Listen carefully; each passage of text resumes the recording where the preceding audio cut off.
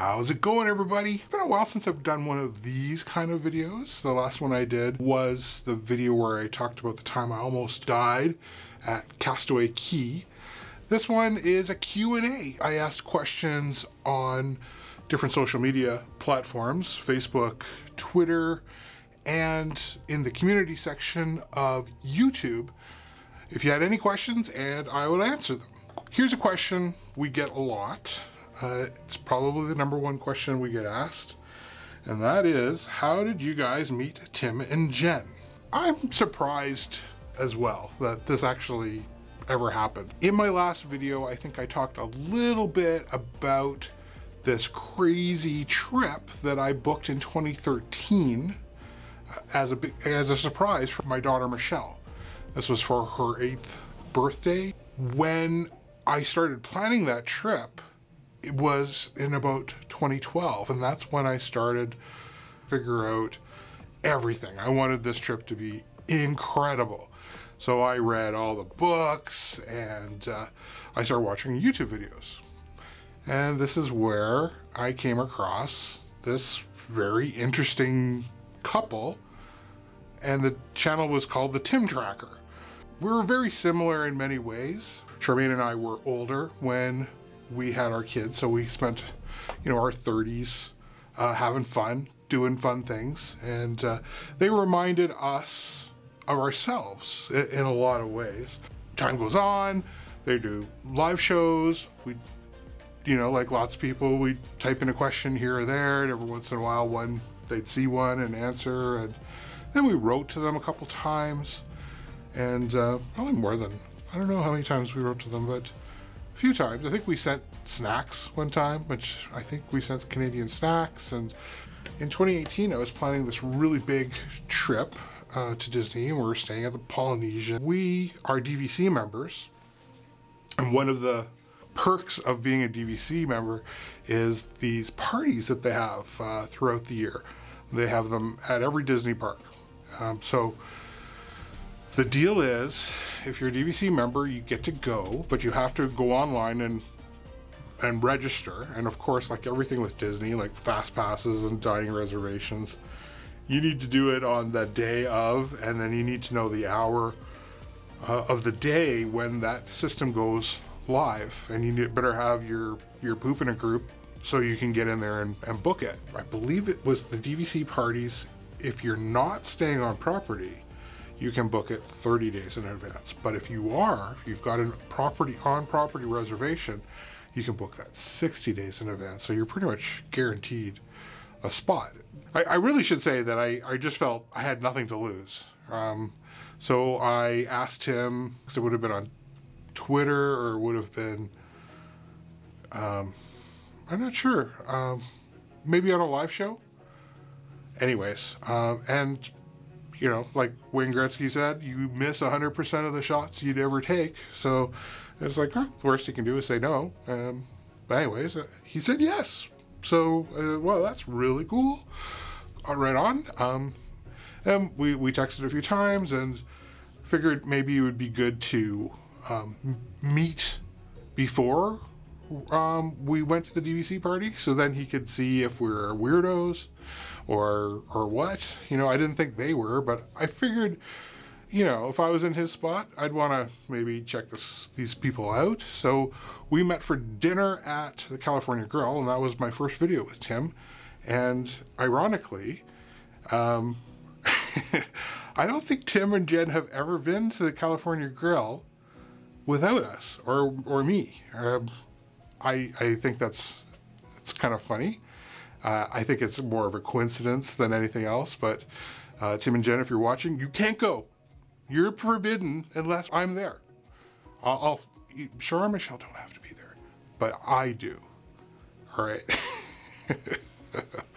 Obviously, I'm kidding, but that is how I met. And then, yeah, it was just Tim for dinner that night. And then when the DVC party came, that was the first time we met Jen. And every time we've come back to Disney since then, we've always gotten together. And we have a great time. Next question. This is a multi-part question. These are all coming from Eden Autumn Maya. YouTube. sorry, these are YouTube questions. Have I ever driven to Disney? I was 8 the first time we went. I'm not sure. It's very possible, but I don't remember. Thoughts on a Canadian Disney park? It depends on where you'd put it. The one place that you could have a Disney park would be around Vancouver, because it never really gets very cold there. In fact, I bet you it snows more often in Paris than it does in Vancouver. Very mild, right on the ocean. The mountains there, it could be a mountain-themed Disney park, maybe with some skiing. I know they talked about doing that in Aspen or something at one time, like a Disney ski resort. But why not? Why not? Yeah, Canadian, and it's a port. Disney Cruises could come there. And tips for Canadians who want to make Disney a regular yearly vacation. Well, there's two ways to look at it. One, stay off property. Just find a place in Kissimmee or someplace nearby. We stayed at Orbit 1 off of Highway 193, very close to Animal Kingdom. And that place was awesome. Multiple TVs, 3 TVs, beautiful outdoor screened-in porch, full kitchen. It was awesome, and I've seen that for as low as $94 a night Canadian. So I don't know what that is. That would be like $75 US. That's one way to go. Just find an inexpensive place. I would suggest one person in your family gets the annual pass and rent a car. That way you can you've got all the flexibility in the world. You can go get groceries, you can go to a restaurant, you can eat off property, and you can save a lot of money, like thousands. Versus, if you want to go the other way, then buy 150 points of Disney Vacation Club. I would mix it as a combination if it's your first time. Buy the minimum amount of direct sale, which I'm not sure what it is, 75 points now. That way you get all the perks of the blue card, the blue DVC card. And then you can buy the remainder on a resale of DVC. So you can do a combination. We bought 150 points directly from Disney, and we're pretty satisfied with that. Having 150 points gives us all kinds of flexibility. Basically, that's enough points to go for 1 week at pretty much any resort in a studio. And the DVC studios are fantastic. They're nice and large. They're designed for a larger group of people. In fact, some of the studios actually can hold more people than the 1 bedrooms, which is weird. They're starting to change that. Then you could bank your points. So then the next year you had 300 points, so you could stay for 2 weeks. You could bank and borrow and have 450 points, and then just go nuts. 150 points, I think, is perfect because you got to balance out that you've got to pay annual fees every year, and we pay about $1,100 a year every January for our maintenance fees for our home resort, which is Alani. And the one person with the annual pass is a really good tip, because you get to give the discount on dining for everyone in your party, everyone who's with you. Same with the merchandise discount. If I'm there, my wife's buying it, she gets the discount. It's on the card.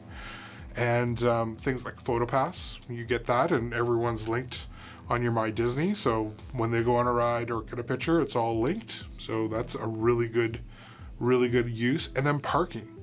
So because your annual pass, you get parking is included, and I believe I can't remember, that's $20 or $25 a day. But it adds up every single day. And then you just have all that flexibility. Nothing's really all that far away. So you can do a lot. We park hop now, not just between Disney parks, but we park hop, and one day we'll go be at Disney and Universal and maybe come back to Disney again. So we take it to the next level. Depends on how hardcore you are and your willingness to deal with driving around that area, because the highways in Orlando are terrible. Mega Hundo, I hope I'm saying that right, Mega Hundo, if I'm gonna make it down for HHN this year, they were guessing the answer is yes. I have no idea. I don't know. Do I want to go? Yes, 100%. I love HHN. It is so much fun. Yeah, I definitely want to go. I have a flight coupon. I won at a golfing tournament last year. So I have a free flight. I have an annual pass, but I mean, I still got to buy my HHN. But I don't know, like who knows what's going on in the world and what things are going to be like. I got to make sure not only is it open, but do I feel safe with it? So I'm not just going to go because it's open. I'm going to look at a lot of stuff to make sure that things are good. Shelby Mercer, who is a Canadian from the other coast. Shelby asks, have you ever been to the Maritimes? And what do you think would be the neatest thing to see here? Well, I have been to the Maritime, from Calgary all the way to Halifax. Long flight. I stayed at a hotel right in the airport, so I never left the airport. And this is my plan. And then the next morning, I was on a flight at like 6 a.m. from Halifax to St. John's, Newfoundland. Because I was like, when am I ever going to get this opportunity again? So I had an aggressive Newfoundland tour to do. Rented a car, got an upgrade, bonus. So I had a big SUV, and I drove right from the airport to a place called Cape Spear. I just wanted to see it. It's the most easterly point in all of continental North America. So there's no place closer to Europe than that spot right there. It's beautiful, just absolutely gorgeous. I went up to Telegraph Hill and I did all the stuff. I ate fish and chips, I had cod tongues, and I ate these little fat things, Trojans or something, with this little cake thing, like these real traditional Newfoundland foods. Drank Screech. You know, I did all of the things, and I drove around. I went down to a couple of villages, fishing villages. So awesome, so beautiful. And I had a great time. And then I flew back right from the airport. Then I drove to Trochu, and in Trochu, we got to see the tidal bore, which is, it's like a river. It's like an empty riverbed, and it's miles and miles and miles, kilometers away from the ocean, but it's away from the Bay of Fundy. The Bay of Fundy has the highest tides in the whole world. And to the second almost, you can look at your watch and you'll know exactly when this tidal bore happens. And there's all kinds of people standing around waiting for it. And then sure enough, suddenly hear this rushing of water, and it's like this river, this huge torrent of water, and it's just winding its way up this empty riverbed, and suddenly it was just like you could have walked across it. Now it's a raging river, and it happens like you can count it on your watch the moment it's going to happen.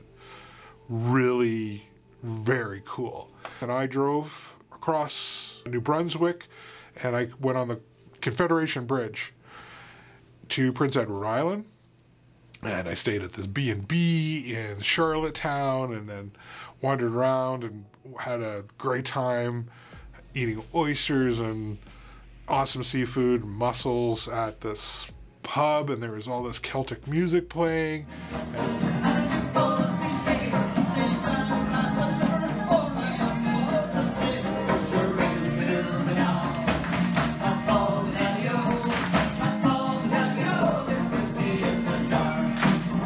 And I drank a whole bunch of beer, and I had a blast listening to this music all night. Had a fantastic time. Wandered around the next morning at the park and all the old buildings and the Anna Green Gable stuff. And then I drove back and drove around the island. It was gorgeous, all the red soil on Prince Edward Island. Saw a lot of just beautiful, beautiful things. And then drove to Halifax and walked around the harbor, ate lobster sandwiches at a Halifax Donair, and had lunch with a cousin and went to a rum distillery and I bought a bottle of rum. I have in my liquor right now. I can see it from here. So, and I went on the Blue Nose too, and I went on a World War II destroyer that was in the harbor and toured around inside of that. It was awesome. I was up on Telegraph Hill. I went to the museum. I did everything. Like, not everything, but I had a blast. And it's a beautiful, beautiful place. Oh, Peggy's Cove. Went to Peggy's Cove. Beautiful. So, yeah. Awesome. Awesome place. Mr. Chris Bean. Question: out of all the parks and all the rides you've done, which park is your favorite and which is your favorite ride? Of course, it's going to be Disney. Which Disney park? If I had to choose one park as my absolute favorite, I would have to say it would be Disneyland, the original Disneyland. There's just something about it. I love Walt Disney World. It's massive. There's so many things to do, and Universal's there, and SeaWorld's there, and Busch Gardens is there, and the ocean and the beaches. Oh, but if you're making me choose one park only, then Disneyland, the original. There's so much going on in that one park. The food is incredible. The history is amazing. And the weather's really very nice. It doesn't get like really humid. It gets hot, and I don't mind if it's a little bit cool. I'm a Canadian. So that would be it. And what is my favorite ride of all the rides? My favorite ride I've ever been on of any ride is the Haunted Mansion overlay that they do at Disneyland in the fall with Jack Skellington, and when they do that whole thing, it's just absolutely amazing. I love it so much. And every year it's a little, well, it's not that it's different, it's just that there's in the ballroom scene, they make that room different every year. There's always a gingerbread house, and it smells so amazing. It's a hard one to get on because it's only there for a few months out of every year, but it's there from the fall all the way through Christmas. Denise Agalza: why can't keto-friendly foods be comfort food? It would be nice. You know, I might want to ask my daughter that, because she's grown up having keto foods in her life, but we probably grew up, or if you grew up like me, all the comfort foods were all the stuff that like my grandmother cooked for me or my mom, and they didn't know keto, so they didn't make keto food. So our brains are triggered. Our comfort food is the stuff that we grew up with. So maybe Michelle would think purple cabbage and sausage is a comfort food. Judy Dakota has a couple questions for me. How often do your family get down to Florida and Walt Disney World? And any advice for someone thinking about a first-time Disney cruise? Well, for your first question, on average, I'd say since about 2013, we've been coming down to Florida twice a year. So first-time Disney cruise. Well, my advice to anyone doing a Disney cruise, especially your first cruise, go easy on the planning, because there are so many things you can book, and it's fun to book it. And I'm an over planner, and I have overbooked myself. And you can have too much fun. Like, it's true, especially if part of your fun is like drinking whiskeys. And so that's like on the last cruise, every single night at like 10 o'clock at night, no matter how tired I was, I had paid for a tasting. So I did, scotch and whiskey, and I booked onto the cognac and all this stuff every night. And half the people didn't show up, so you could drink their booze too. So that was a lot. And then things like on Castaway Cay, don't go crazy. Best thing to do on Castaway Cay, go snorkel Ignore my story about me dying. That's like a 1 in a million kind of thing. Go snorkel. Last time I was there, I snorkeled. I was fine. I'll tell another story someday about how I got over my, I kind of had PTSD or some kind of anxiety disorder that affected me for quite a while after that near death. And I got over it. And I was able to snorkel and do all that stuff again. That's another video again. But what I'm telling you is just take it easy. Now, if you're with a group of people, make one of two choices and don't try to compromise. Either A, everyone stick together, find one spot, everyone hang out, have a great time. Or B, split up. You can go, the adults can go to the adult beach. If you've got kids that are a little bit older, or some, like, you know, your aunt and uncle and stuff, or whatever other family who wants to just stay with the family stuff, do that. But don't try to, like, meet up later, because the island is bigger than you think. It takes a lot of time, and your day is kind of short there. So I would say find one happy place, stay there.